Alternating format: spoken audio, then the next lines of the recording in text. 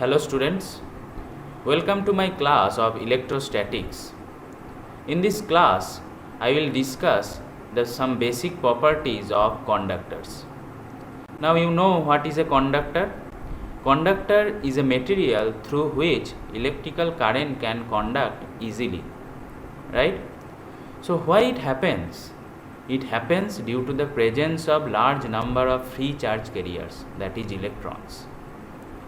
Example of conductors are metals such as iron, copper, gold, silver, etc.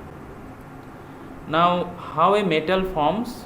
So, the metal actually is available in solid form, right? So, all the atoms of, suppose if we take the example of iron, the iron atoms are closely spaced and they form a solid iron metal.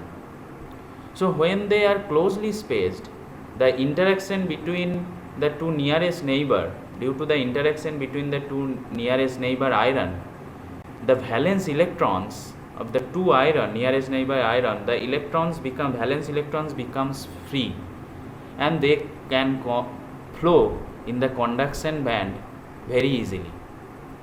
Okay, so that's why the conductivity of conductor is very high. Now here we want to understand the electrostatics of conductors. Okay, so if we take a bulk iron material, then if we place it in an electric field, then what will be the characteristics of those conductors, that we want to discuss. Okay, so that's why our topic is electrostatics of conductors. Now first property I want to discuss, that is electric field inside a conductor is zero. Now why it happens? So in a perfect conductor, actually there is no resistance to the movement of the charge, that is electrons within it, right?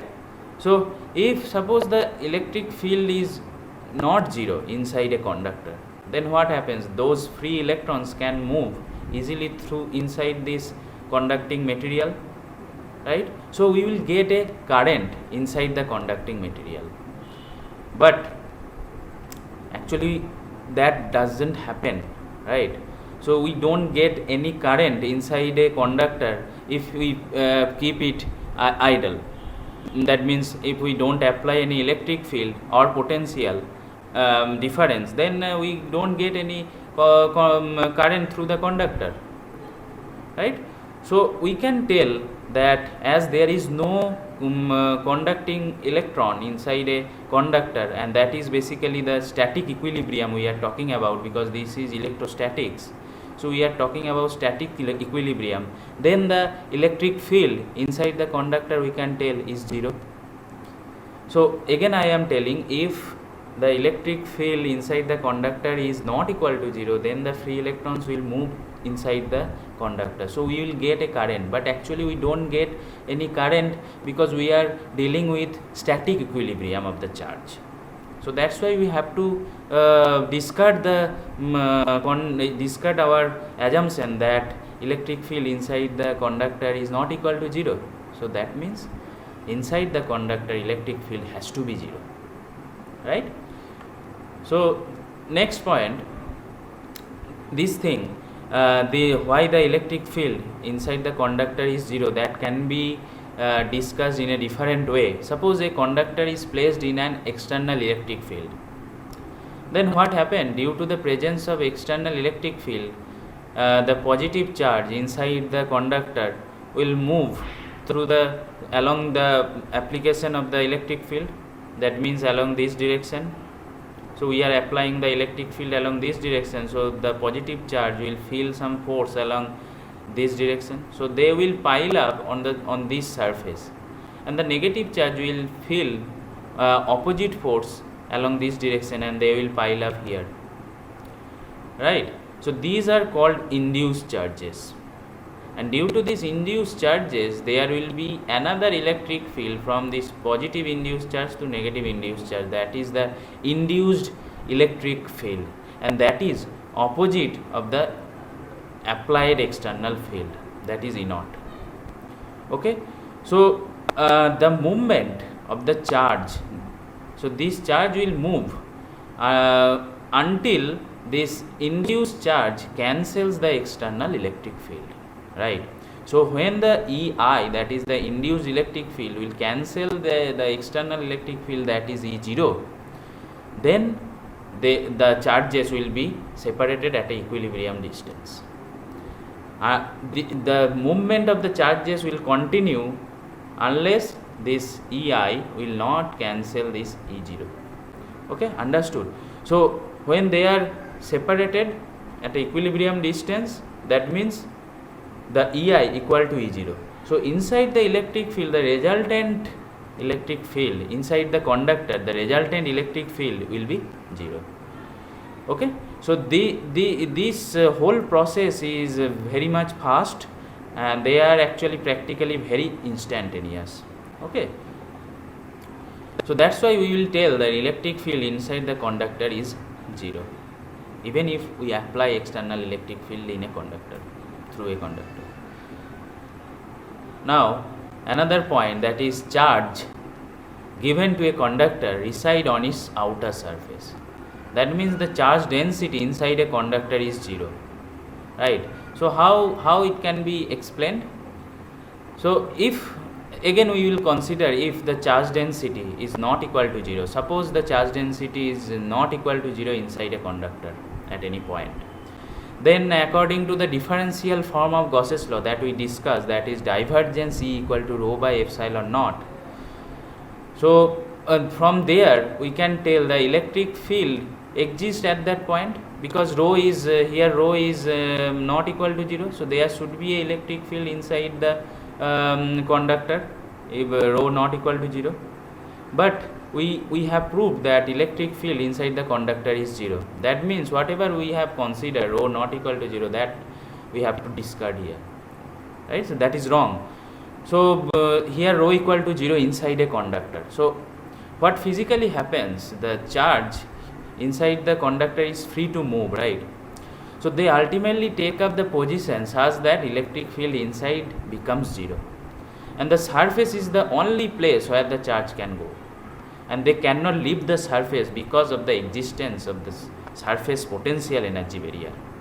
Okay, so this is another important property of conductor. Next, the conductor forms an equipotential region. What does this mean? So we have seen that any net charge on a conductor lies on the surface of the conductor, right? And they are distributed in such a way that the electric field inside the conductor becomes 0, right? Now this is a conductor and electric field is 0. Now we want to find out the potential difference between these 2 points inside the conductor, A and B. Okay, so we have discussed when we discuss the curl of electric field and also the electric potential, there the potential difference between 2 points is actually defined by like this, right? So VB minus VA is actually minus A to B dot dl, and as the electric field is 0, this will be 0. So VB equal to VA. So the potential at B point and potential at A point is 0. Okay, so the potential V is constant throughout the conductor.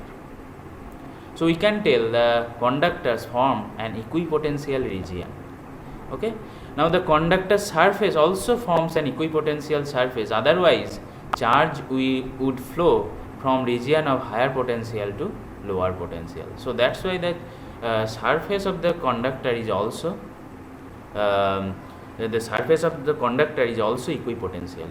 Okay, so this is another new important property. Now the electric field just outside a conductor is perpendicular to the surface. Now how we will prove this?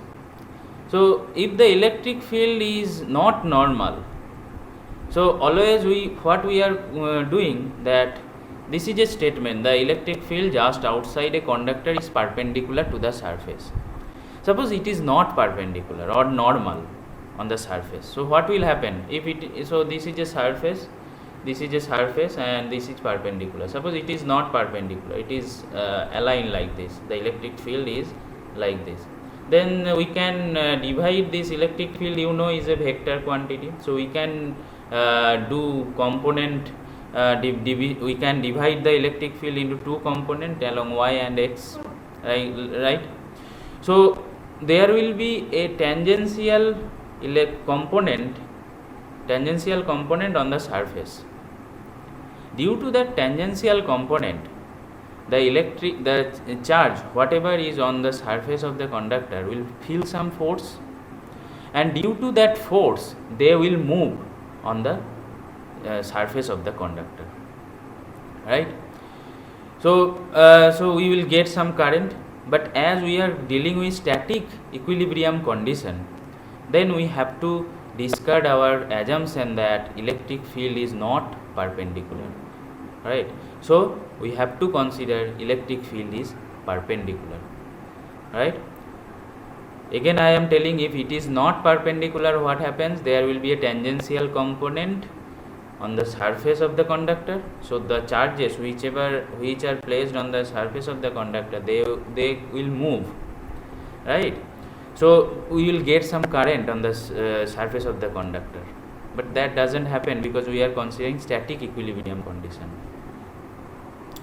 So electric field must be normal to the conducting surface, right?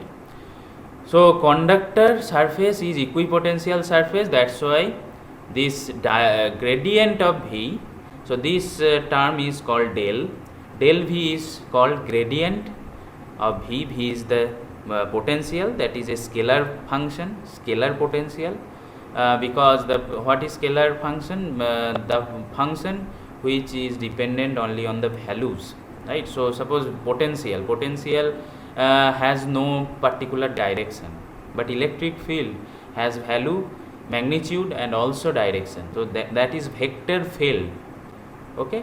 But potential is scalar field, that is only magnitude, right?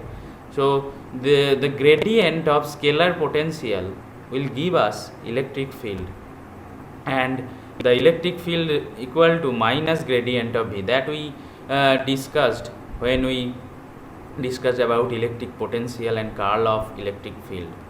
So how this formula is coming, we discussed. So what is the definition of gradient? So you can think it like this: gradient gives us the maximum space increase of any space rate of change of any potential, scalar potential, okay, scalar field. So if we operate a gradient on a scalar potential, it will give us a vector field, and here you can see the vector field is our electric field, okay, and the direction is always normal to the equipotential surface. So these arrows are actually showing the direction of the electric field, and which is normal to this equipotential surface of the conductor, okay. So this gradient concept you will read in the mathematical physics also. For the time being, you only know the fact that gradient is basically will give us the space rate of change, maximum space rate of change along the normal direction, okay. Maximum rate of increase, if you want to tell, rate of increase of any parameter, any scalar parameter along the normal direction, okay. Now come to the next point of the conductor. The charge distribution on the surface of a conductor may not be uniform. Now how we will discuss this? So conductor surface forms an equipotential surface, that we know. Now there is a equation that is called Poisson's equation. Poisson's equation is del square V, that is the Laplacian operator, del square V equal to minus rho by epsilon, okay, minus rho by epsilon naught. Now del square V in three-dimensional Cartesian coordinate we can write like this: del 2V del x2, del 2V del y2 plus del 2V del z2.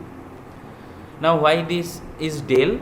Because this potential is dependent, this is a scalar potential, scalar function, and this is a scalar field. It depends on x, y, z coordinate. So our V is depend on x, y, z coordinate. So when we want to see the second order rate of change with respect to the x coordinate, then in that case we have to do the partial derivative. That means we are doing the differentiation, double differentiation on V with respect to x, keeping y and z fixed.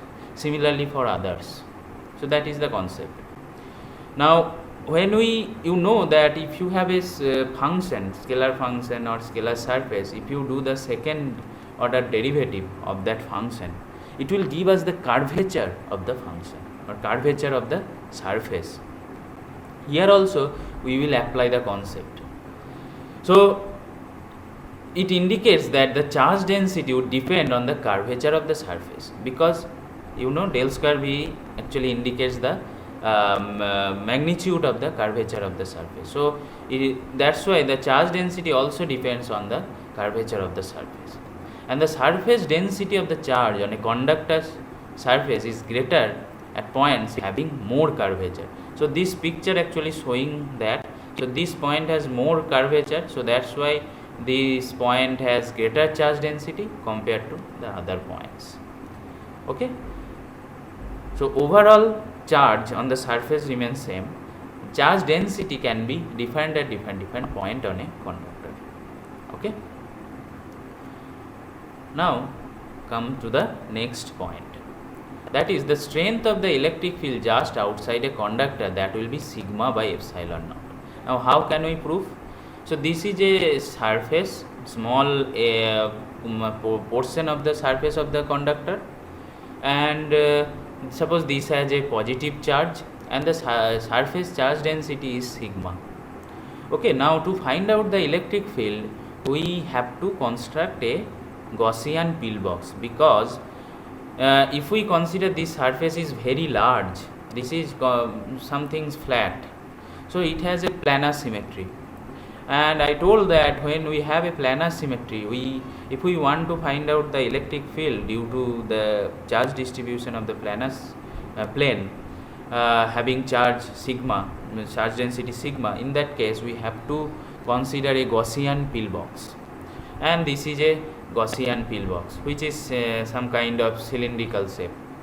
You can consider this is a rectangular shape also. So only here we want the area of this portion. So suppose the area of this portion is delta S. So if we apply the electrostatic Gauss's law, that is the closed surface integration E dot ds is actually Q enclosed by epsilon naught, and here electric field is along this direction outward. So if if it is a cylindrical kind of shape, there is no component along this direction, no component of electric field along this direction, tangential component. So that's why there will be no flux along this curved surface, right? Only there will be flux through these open surfaces, that is here I am showing here. So now inside the conductor the electric field is 0, you know, so there will be no flux through this surface. So only there will be flux through this outer surface, that is E dot n cap del S. N cap del S is the direction, n cap is the direction of this open surface. So E dot n cap del S, that is sigma del S by epsilon naught. Sigma del S is the area enclosed by this Gaussian surface, right? Now E del S equal to sigma by epsilon naught del S. From there we can easily find out E equal to sigma by epsilon naught, E equal to sigma by epsilon naught n cap. Okay, so this is the form of the electric field just outside a conductor, and this result is sometimes called also the Coulomb's theorem. This is not Coulomb's law, this is Coulomb's theorem. Okay, so today I am ending here.